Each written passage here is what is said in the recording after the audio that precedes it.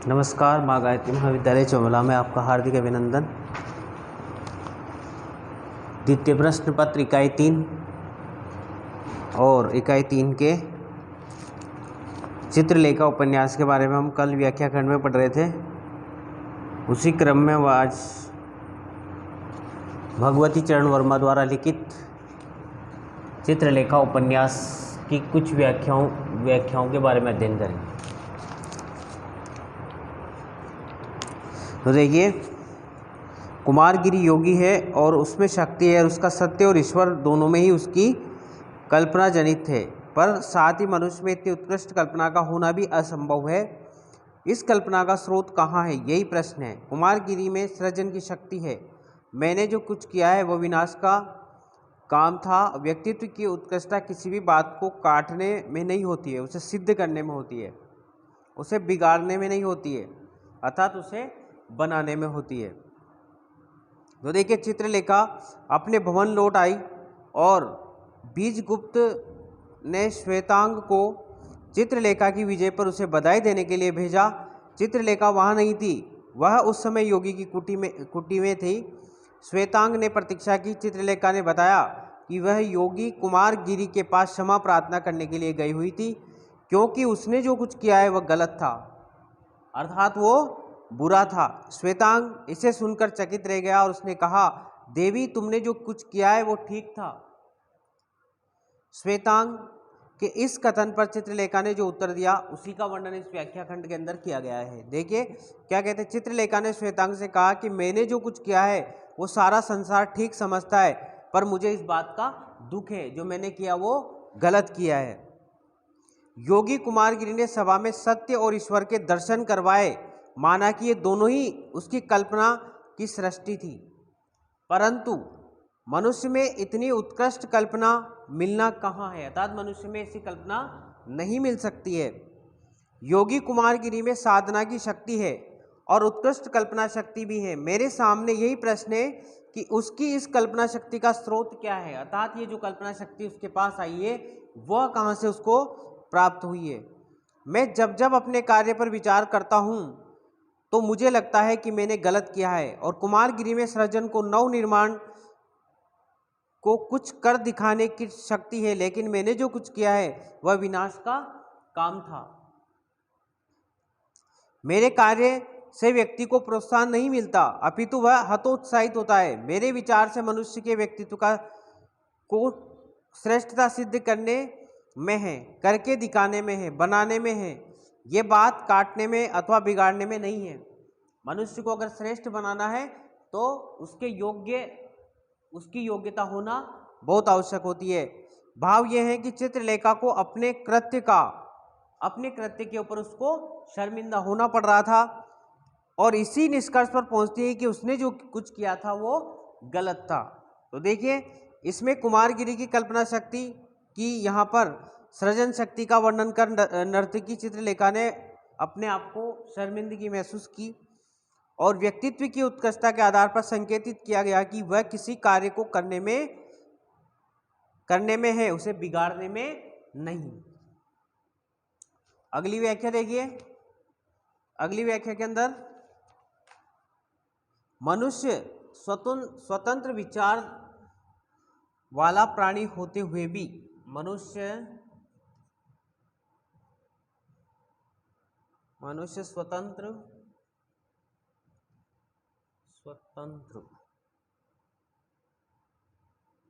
विचारधारा वाला प्राणी होते हुए भी सहायता कर सकता है।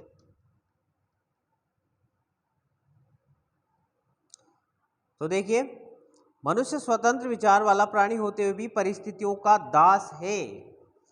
इसमें अच्छी बात रही है, मनुष्य चाहे स्वतंत्र विचार वाला हो लेकिन उसकी परिस्थितियां उसको उसके अनुकूल बना देती है। और यह परिस्थिति का चक्र क्या है? पुनर्जन्म के कर्मों के फल का विधान है। मनुष्य की विजय वही संभव है जहां वह परिस्थितियों के चक्र में पड़कर उसी के साथ चक्कर में न खाए, वरन अपने कर्तव्य और अकर्तव्य का विचार करते हुए उस पर विजय पाए। अर्थात जो परिस्थितियां हैं उन परिस्थितियों को जीतकर बाहर निकल जाए और अपने कर्तव्य और अकर्तव्य, क्या करना योग्य है और क्या करना योग्य नहीं है, अगर वो इस तरह का विचार कर ले तो वो इस चक्र से बाहर आ जाता है।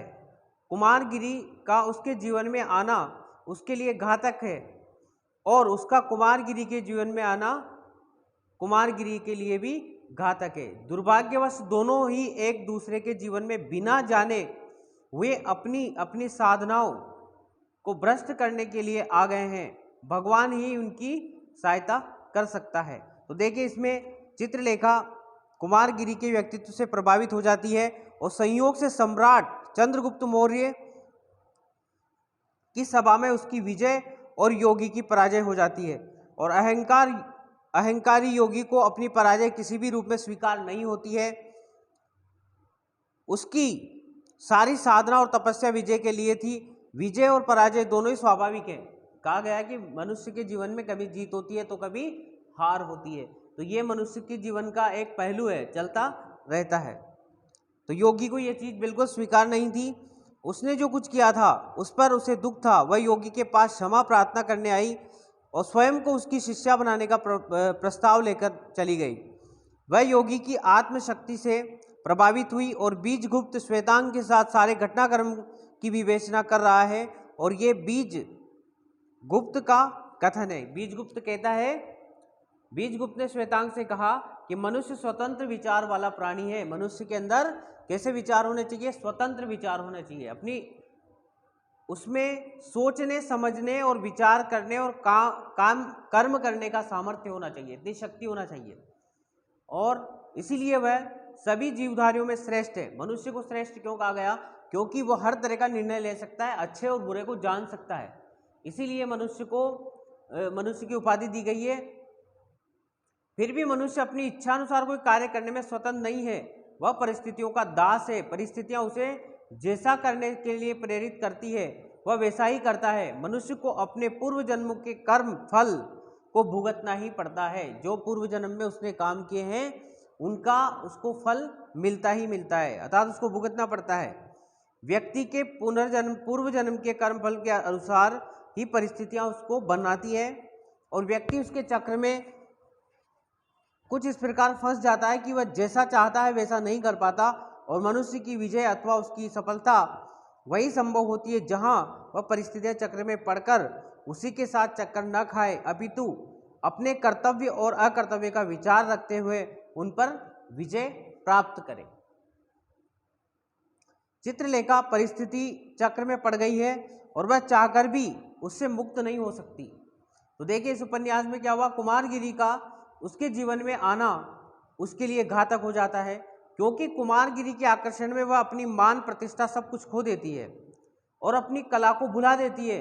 दूसरी ओर चित्रलेखा का कुमारगिरी के जीवन में आना और कुमारगिरी के लिए भी अहितकर हो जाता है और योगी अपनी साधना से भ्रष्ट होगा और अपनी शक्ति खो देगा। ये दोनों का ही दुर्भाग्य हो जाएगा और दुर्भाग्यवश दोनों अपनी अपनी साधनाओं को भ्रष्ट करने के लिए एक दूसरे के संपर्क में आ गए हैं। उन दोनों का ही पतन होगा। ऐसी स्थिति में भगवान ही उन्हें इस संकट से बचा सकता है, दुनिया की कोई और शक्ति नहीं बचा सकती है। तो देखिए मनुष्य स्वतंत्र विचार वाला प्राणी है और परिस्थितियों का दास है। चित्रलेखा और कुमारगिरी के भविष्य की घटनाओं की ओर यहाँ पर संकेत किया गया है। अगली व्याख्या देखिए, प्रेम संबंध, प्रेम का संबंध।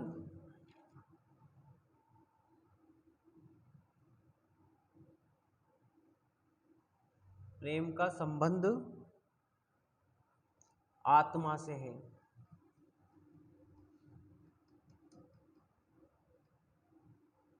प्रेम का संबंध आत्मा से है और आत्मा का संबंध अमर है और आत्मा का संबंध अमर है।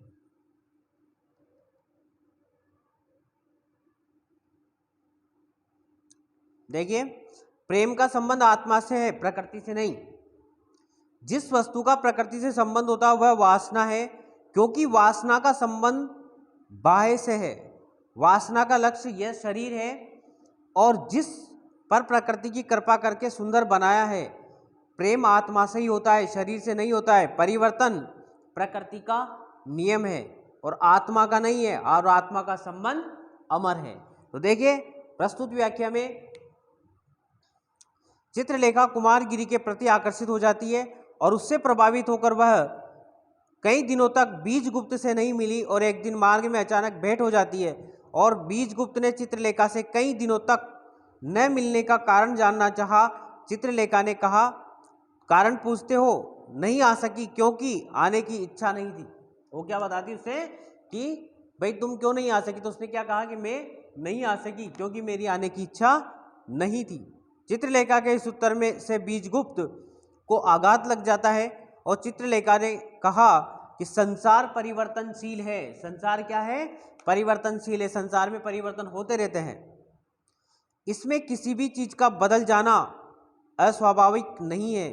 प्रकृति का नियम परिवर्तन है। प्रकृति का नियम परिवर्तन है। देखते ना हम परिवर्तन, प्रकृति में कितने तरह के परिवर्तन होते हैं, कभी सर्दी, कभी बरसात, कभी बारिश और कभी बहुत तेज सर्दी। इस तरह के मौसम बदलते रहते हैं। प्रकृति में अपना रूप धारण करती रहती है, अलग अलग रूप को धारण करती है। उसी प्रकार से मनुष्य भी, उसी प्रकार से प्रकृति का एक भाव है। प्रकृति का नियम प्रेम पर भी लागू हो सकता है। चित्रलेखा के इस कथन पर बीजगुप्त ने उत्तर देते हुए उससे कहा, बीजगुप्त ने चित्रलेखा से कहा कि प्रेम का संबंध आत्मा से होता है। प्रेम का संबंध किससे होता है? आत्मा से होता है, प्रकृति से नहीं। प्रकृति का संबंध जिस चीज से होता है वह प्रेम नहीं, वासना है। अर्थात प्रकृति के अंदर क्या देखा जाता है? सुंदरता को देखा जाता है, तो वो सच्चा प्रेम नहीं होता। वो क्या होता है? वासना होती है। प्रकृति परिवर्तनशील है, उसी प्रकार वासना भी परिवर्तनशील होती रहती है, परिवर्तित होती रहती है। अवस्था ढल जाने पर वासना शिथिल पड़ जाती है और उसका स्वरूप बदल जाता है, आकर्षण समाप्त हो जाता है, क्योंकि वासना का संबंध बाह्य से है। वासना का लक्ष्य यह शरीर है जिस पर प्रकृति की के कृपा करके उसे सुंदर बनाया है, और अवस्था ढल जाने पर शरीर का सौंदर्य भी ढल जाता है, अर्थात सुंदरता भी फीकी पड़ जाती है, तो वासना भी परिवर्तित हो जाती है। प्रेम का संबंध आत्मा से है, शरीर से नहीं। इसलिए शरीर का सौंदर्य ढल जाने या नष्ट हो जाने से प्रेम का लक्ष्य या स्वरूप नहीं बदलता। प्रेम हमेशा अमर रहता है, कभी समाप्त नहीं होता है, चाहे वो मनुष्य कैसी अवस्था क्यों ना हो। इसीलिए शरीर का सौंदर्य ढल जाने या नष्ट हो जाने पर भी प्रेम का लक्ष्य स्वरूप नहीं बदलता। प्रेम अमिट रहता है, प्रेम कभी नष्ट नहीं होता है, स्थायी रहता है। कई बार आकस्मिक दुर्घटना में शरीर की सुंदरता नष्ट हो जाती है। हम देखते हैं कि बहुत से बार व्यक्ति बहुत सुंदर होता है और अगर उसके साथ कोई दुर्घटना घट जाती है, उसका चेहरा एकदम से परिवर्तित हो जाता है, तो क्या प्रेम कम हो जाता है? कभी नहीं होता, अर्थात हमेशा अमिट रहता है। दुर्घटना में शरीर की सुंदरता नष्ट हो जाती है, वह कुरूप हो जाता है, भद्दा हो जाता है। प्रेम तब भी बना रहता है, लेकिन वासना नहीं बनी रहती है। वासना का संबंध शरीर से होता है और प्रेम का संबंध आत्मा से होता है, क्योंकि प्रेम जो है लंबे समय तक टिकने वाली बात क्यों है? क्योंकि प्रेम का संबंध आत्मा से है और वासना का संबंध शरीर से है। जैसे शरीर नष्ट होता है, वासना नष्ट हो जाती है। शरीर जैसे ही ढलता है, वासना भी शिथिल पड़ जाती है। और प्रेम का जो संबंध होता है वो आत्मा से होता है, क्योंकि आत्मा अजर अमर होती है और तब तक आत्मा रहती है, तब तक प्रेम भी जिंदा रहता है। यही प्रकृति का नियम होता है। इसीलिए प्रेम परिवर्तनशील नहीं है, प्रेम का संबंध आत्मा से है। इसीलिए प्रेम भी अमर है, क्योंकि आत्मा भी अमर है।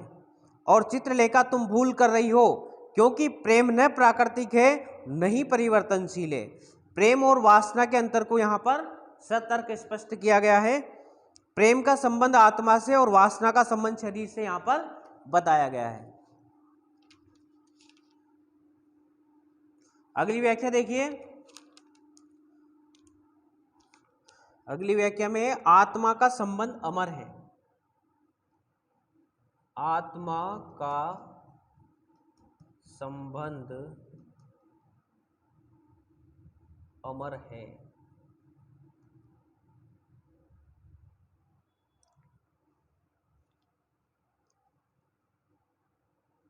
अनादि नहीं है, अनादि नहीं है बीजगुप्त।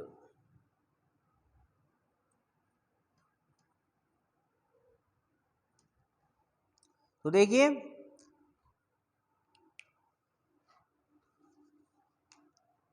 चित्रलेखा योगी कुमारगिरी के व्यक्तित्व से आकर्षित हो जाती है और अपने प्रेमी बीजगुप्त की उपेक्षा करने लग जाती है। और बीजगुप्त ने जब उसका एक कारण जानना चाहा तो चित्रलेखा ने उसे उत्तर दिया। उसे सुनकर बीजगुप्त को बहुत दुख हुआ और चित्रलेखा ने कहा था, प्रकृति का नियम परिवर्तन है, प्रेम उसी प्रकृति का एक भाव है और प्रकृति का नियम प्रेम से पर भी लागू होता है। प्रेम परिवर्तनशील है। बीजगुप्त ने अपना मत रखा। उसने कहा कि प्रेम का संबंध आत्मा से है, प्रकृति से नहीं है। प्रकृति का जिससे संबंध होता है वह शरीर होता है और उसे वासना कहते हैं। प्रेम आत्मा से होता है, शरीर से नहीं होता है। परिवर्तन प्रकृति का नियम होता है, आत्मा का नहीं। आत्मा का संबंध अमर होता है। और बीजगुप्त के इस कथन का उत्तर देते हुए चित्रलेखा कहती है, आत्मा का संबंध अमर है। बीजगुप्त की ये बात चित्रलेखा को विचित्र लगी। उसने कहा कि जो अमर है वह अजन्मा भी है। परमात्मा अमर है क्योंकि उसका वो अजन्मा है, अर्थात उसका जन्म नहीं हुआ है। आत्मा अजन्मा है इसलिए अमर है, पर प्रेम अजन्मा नहीं है, प्रेम का जन्म होता है। जब किसी व्यक्ति से प्रेम होता है तो उस स्थान पर प्रेम जन्म लेता है और संबंध का होना ही उस संबंध का जन्म लेना होता है। प्रेम का संबंध होता है, प्रेम का जन्म होता है और प्रकृति, यही प्रकृति का नियम है। जहाँ निर्माण है वही विनाश भी होता है, विध्वंस भी होता है। अगर मान लो किसी चीज़ को बनाया है तो वो किसी न किसी दिन वो उसका विध्वंस भी होगा, अर्थात वो समाप्ति भी होगी। अगर किसी ने जन्म लिया है तो उसको इस प्रकृति में आने के बाद मरना भी है। ये बिल्कुल अटल सत्य होता है। तो इसीलिए प्रेम भी परिवर्तित होता रहता है। प्रेम का आधार बदल जाता है, उसका स्वरूप बदल जाता है। कोई भी संबंध स्थायी नहीं होते हैं, न कभी न कभी उस संबंध का अंत होगा ही, क्योंकि प्रेम एक संबंध है। इसलिए प्रेम का अंत होना और उसमें परिवर्तन होना भी स्वाभाविक बात है। प्रेम अमर, अनादि और अजन्मा नहीं है। हाँ, प्रेम और वासना में अंतर है। वासना एक पागलपन है, वासना एक पागलपन है जिसका अस्तित्व क्षणिक होता है। थोड़ी देर के लिए उसका अस्तित्व होता है, उसके बाद थोड़ी देर बाद उसका अस्तित्व समाप्त हो जाता है। जैसे ही पागलपन दूर होता है उसी के साथ वासना भी दूर हो जाती है। और वासना की अपेक्षा प्रेम गंभीर है और वासना से अधिक मतलब जो होता है वो प्रेम को गंभीर माना गया है, क्योंकि अधिक स्थायी होता है और उसका अस्तित्व भी शीघ्र नहीं मिटता है, लंबे समय तक चलता रहता है। प्रेम के पात्र न रहने पर भी प्रेम की ठीस अथवा स्मृति बनी रहती है। मतलब चाहे हम किसी से प्रेम करें, सामने वाला करे या ना करे, लेकिन फिर भी हमारे अंदर उसकी छवि हमारे आंखों में और हमारे हृदय में बनी रहती है, चाहे वो हमें माने या ना माने। फिर भी प्रेम का संबंध न तो आत्मा से है और न ही प्रेम से है। प्रेम क्या है? अनादि है। तो देखिए यहाँ पर चित्रलेखा के दार्शनिक ज्ञान और चिंतन तर्क शक्ति की अभिव्यक्ति प्रभावशाली है और भाषा सरल है, बोधगम्य है। अगली व्याख्या देखिए,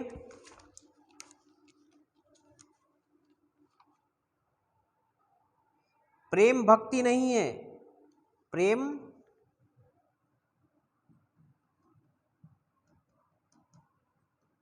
भक्ति नहीं है।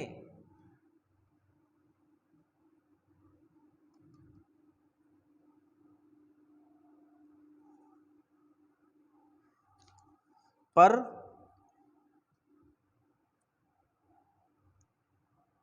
वह एक ओर से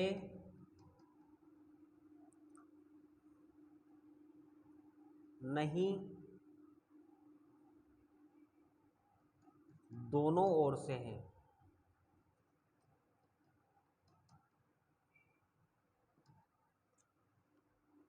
अब देखिए, प्रेम भक्ति नहीं है इसलिए एक ओर से नहीं होता। प्रेम संबंध है और वह दोनों ओर से होता है।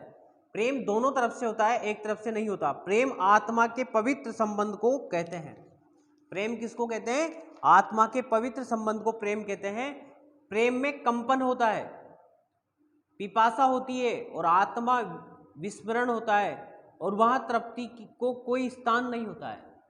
प्रेम एक ऐसी वस्तु होती है जिससे कभी तृप्ति नहीं होती है, कभी मन नहीं भरता है। प्रेम में आत्म बलिदान होता है, पर वह एक ओर से नहीं, दोनों ओर से होता है। तो देखिए, प्रस्तुत व्याख्या में यह चित्रलेखा के समक्ष जटिल समस्या थी। उसने एक बार प्रेम की व्याख्या करने का प्रयत्न किया था और हर बार उसे ऐसा अनुभव होता था कि उसका पिछला जो वर्णन निर्णय था वो गलत था। सर्वप्रथम उसका प्रेम ईश्वरीय था। उसने अपने पति से प्रेम किया था, उस प्रेम में पवित्रता थी, पति के प्रति निसीम भक्ति थी। पति की मृत्यु के बाद उसने कृष्ण आदित्य से प्रेम किया। जब उसके पति एक्सपायर हो गए उसके बाद उसने कृष्ण आदित्य से प्रेम किया। इस बार प्रेम देवी न था, प्राकृतिक था। उसमें न तो भक्ति थी न आत्मविस्मरण था। अपने प्रेम में प्रथम बार उसने पिपासा इच्छाओं का अनुभव किया और फिर उसके जीवन में बीज गुप्त आया, और अपने प्रेम अनुभवों के आधार पर चित्रलेखा ने प्रेम के विषय में विचार करती हुई वो क्या कहती है, देखिए वो कहती है, चित्रलेखा मन ही मन सोचती है प्रेम क्या है। उसके मन ने कहा प्रेम भक्ति नहीं है, एक संबंध है। प्रेम एक संबंध है। भक्ति के लिए भक्त अपने आराध्य देव सर्व को समर्पित कर देता है। भक्ति के लिए क्या करता है मनुष्य? भगवान को सब कुछ समर्पित कर देता है, त्याग कर देता है, परंतु अपेक्षा नहीं करता। उससे कुछ मांगने की अपेक्षा वो नहीं करता। उसका आराध्य भी उसे अपनाए, उससे प्रेम या उसके लिए त्याग करे। अर्थात जो सर्वस्व किसी के लिए न्यौछावर कर रहा है तो उसका भी एक फर्ज बनता है कि उसके लिए भी वो सर्वस्व त्याग करे। भक्ति एक पक्षीय होती है, लेकिन प्रेम उभय पक्षीय होता है। भक्ति तो एक पक्ष से की जा सकती है, लेकिन प्रेम एक पक्ष से नहीं किया जा सकता। प्रेम दोनों पक्षों से होता है, दोनों ओर से होता है, दोनों ओर से होता है। इसलिए प्रेम एक संबंध है। प्रेम में रोमांच होता है, इच्छाएं होती है और आत्मविस्मरण होता है। अपने प्रेम पात्र को पाकर प्रेमी कुछ देर के लिए स्वयं को भूल जाता है और वो संसार को भी भूल जाता है। प्रेम में प्यास होती है, लेकिन तृप्ति नहीं होती है, लगातार उसकी प्यास बढ़ती रहती है। जैसे जैसे प्रेम रसायन का पान किया जाता है, वैसे वैसे वो प्यास और ज़्यादा बढ़ती जाती है। प्रेम रस को पीने वाला कभी नहीं थकता। प्रेम रूपी रस का पान करने वाला मनुष्य कभी नहीं थकता है। प्रेम में आत्म बलिदान होता है, लेकिन वह आत्म बलिदान भी एक ओर से नहीं होता, वो दोनों ओर से होता है। और जब दोनों ओर से आत्म बलिदान होता है तभी प्रेम होता है। दोनों ओर से होने पर ही प्रेम होता है। अतः प्रेम एक संबंध है, भक्ति नहीं है। ये उभय पक्षीय है और एक पक्षीय नहीं है। एक पक्षीय भक्ति होती है, उभय पक्षी प्रेम होता है। तो देखिए, इसमें भक्ति और प्रेम का उदाहरण स्पष्ट किया गया है। प्रेम एक संबंध है जो टूट भी सकता है, और प्रेम अर्थात प्रेम अमर नहीं है। यहाँ पर चित्रलेखा क्या कहती है कि प्रेम अमर नहीं है, टूट भी सकता है। कभी भी उसकी ज़िंदगी में, किसी की ज़िंदगी में दूसरा व्यक्ति वो भी आ सकता है, तो वो टूट जाता है। अगला देखिए, पुरुष पर आधिपत्य जमाने की इच्छा से स्त्री के पुरुष से प्रेम का द्योतक नहीं है। पुरुष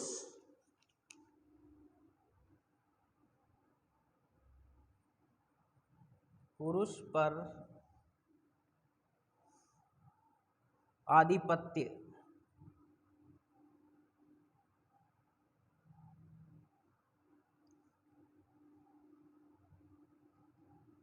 जमाने की इच्छा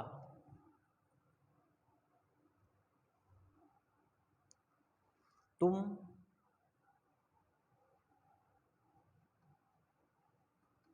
मेरा प्रेम चाहते हो।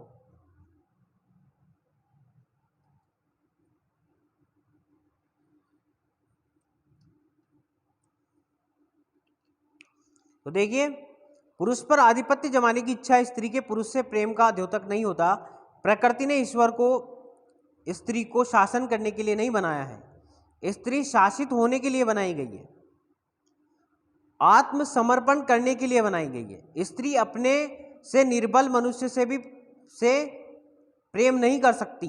जिस मनुष्य पर उसने आधिपत्य जमा लिया वह मनुष्य उसके प्रेम का अधिकारी हो ही नहीं सकता।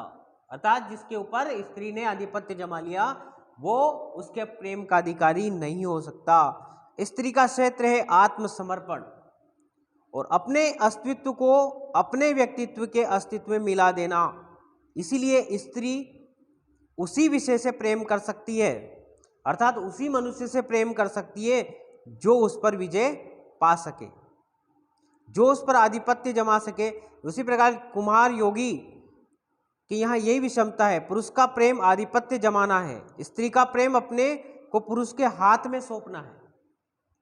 पुरुष का प्रेम आधिपत्य जमाना है और स्त्री का प्रेम अपने आप को मनुष्य के हाथ में, पुरुष के हाथ में सौंपना है। पर यहाँ बात दूसरी है, यहाँ मैं स्वामिनी हूँ और तुम दास हो, मैंने तुम पर आधिपत्य जमा लिया है, तुमने आत्मसमर्पण कर दिया है, किस बल पर तुम मेरा प्रेम चाहते हो। तो देखिए चित्रलेखा ने कुमारगिरी से कहा तुम मुझसे प्रेम करते हो लेकिन मैं तुमसे प्रेम नहीं करती। स्त्री और पुरुष की प्रकृति भिन्न भिन्न होती है। स्त्री पुरुष पर अधिकार जमाना चाहती है लेकिन उसकी ये भावना उसकी पुरुष से प्रेम की द्योतक नहीं हो सकती। प्रकृति ने स्त्री को शासन करने के लिए नहीं बनाया है, शासित होने के लिए बनाया है। स्त्री आत्मसमर्पण करना चाहती है लेकिन उसका ये आत्मसमर्पण केवल वीर पुरुष के लिए होता है और वीर पुरुष ही इस वसुधा के सभी सुखों का भोग करने का अधिकारी होता है, निर्बल मनुष्य नहीं। इसीलिए स्त्री निर्बल मनुष्य से प्रेम नहीं करती है और स्त्री जिस पुरुष पर अपना अधिकार कर लेती है उससे कभी प्रेम नहीं हो पाता है, अर्थात वो सच्चा प्रेम नहीं कहला सकता। निर्बल मनुष्य स्त्री के प्रेम का अधिकारी नहीं होता है और वह स्त्री का क्षेत्र है आत्मसमर्पण, अपने अस्तित्व को अपने प्रेमी के अस्तित्व में मिला देना, यह सबसे श्रेष्ठ प्रेम है।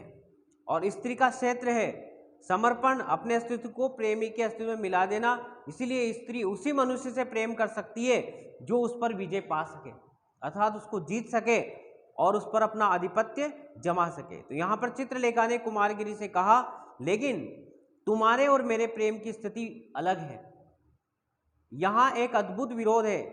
यहाँ मैं स्वामिनी हूँ और तुम दास हो, अर्थात तुमने मेरी पराजय को स्वीकार कर लिया है, मैंने तुम पर अधिकार जमा लिया है और तुमने अपने आप को मुझे सौंप दिया है, मैं आत्मसमर्पण कर दिया है। अब तुम ही बताओ कि तुम किस अधिकार से मेरा प्रेम पाना चाहते हो और अपने को मेरे प्रेम का अधिकारी मानते हो। तुम निर्बल हो, कायर हो और कायर हो, कमजोर हो, इसीलिए मैं क्या कोई स्त्री तुमसे प्रेम कर सकती है। तो यहाँ पर देखिए स्त्री और पुरुष की भिन्न भिन्न प्रकृति का मार्मिक चित्रण यहाँ पर किया गया है। कहा जाता है, एक कहावत है हमारे यहाँ पर कि वीर भोग्या वसुंधरा, है ना, जो वीर है वो संबल है, वो साहसी और शक्तिमान है, उसे ही दूसरों पर शासन करने का अधिकार है और सुखों को भोगने का अधिकार है।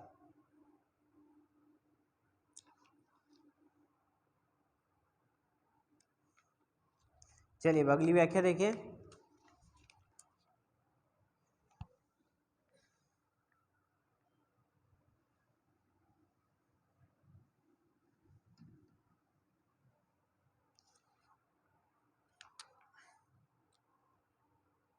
देखिए संसार में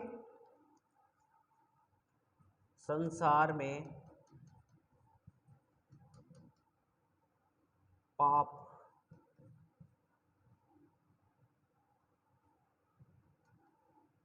कुछ भी नहीं है,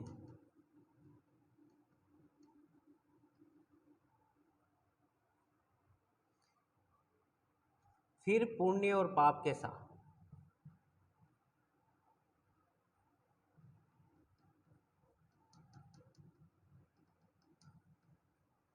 तो देखिए संसार में पाप कुछ भी नहीं है, वह केवल मनुष्य के दृष्टिकोण की विषमता का दूसरा नाम है। प्रत्येक व्यक्ति एक विशेष प्रकार की मन और प्रकृति को लेकर उत्पन्न होता है। प्रत्येक व्यक्ति संसार के रंगमंच पर एक अभिनय करने आता है और अपना अभिनय करने के बाद वो वापस पुनः लौट जाता है और अपनी मन प्रवृत्ति से प्रेरित होकर अपने पाठ को दोहराता रहता है। यही मनुष्य का जीवन होता है।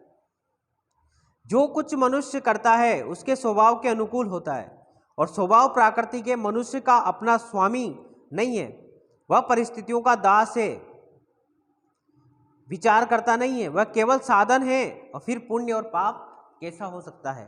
तो देखिए प्रस्तुत व्याख्या में महाप्रभु रलाम्बर ने कहा संसार में पाप कुछ भी नहीं है, वह मनुष्य के दृष्टिकोण की विषमता अथवा भिन्नता का दूसरा नाम है पाप। प्रत्येक मनुष्य का स्वभाव प्रकृति और दृष्टिकोण अलग अलग होता है। वह प्रत्येक घटना की व्याख्या अपनी अपनी प्रकृति के अनुसार करता है। वस्तुतः यह संसार एक रंगमंच है और व्यक्ति एक अभिनेता है। जिस प्रकार अभिनेता रंगमंच पर वही अभिनय करता है जो उसको करने के लिए दिया जाता है और वह अपनी इच्छा से उसमें और कोई परिवर्तन नहीं करता और नहीं कर सकता है, उसी प्रकार मनुष्य भी अपने मन और प्रवृत्ति से प्रेरित होकर वही पाठ दोहराता रहता है जो प्रकृति उससे करवाना चाहती है। अर्थात प्रकृति जो उससे करवाती है वही वो करता रहता है और उसी के अनुकूल वो ढल जाता है। स्वभाव प्रकृति है, मनुष्य उसमें कोई परिवर्तन नहीं कर सकता। मनुष्य स्वतंत्र नहीं है, वह परिस्थितियों का दास है। क्या बताया गया? मनुष्य को परिस्थितियों का दास। परिस्थितियां उससे जो करवाना चाहती है वही करता है, वह स्वयं करता नहीं है, वह देश काल और परिस्थितियों का साधन है। फिर पाप और पुण्य का प्रश्न उठ ही नहीं सकता। भला या बुरा, अच्छा या खराब, परिस्थिति वश करता है। व्यक्ति के कार्य की कोई सराहना करता है और कोई उसकी आलोचना करता है, कोई उसकी तारीफ करता है, पर व्यक्ति स्वयं करता ही नहीं है। वह न पाप करता है और न ही वह पुण्य करता है। तो देखिए इसमें भाषा सरल और सुबोध है, शैली वर्णनात्मक है। लेखक ने आधुनिक दृष्टिकोण पाप पुण्य की व्याख्या यहाँ पर की है। तो ये था हमारा चित्रलेखा उपन्यास की व्याख्या खंड। अब हम अगली क्लास में कुछ महत्वपूर्ण प्रश्नों के बारे में अध्ययन करेंगे।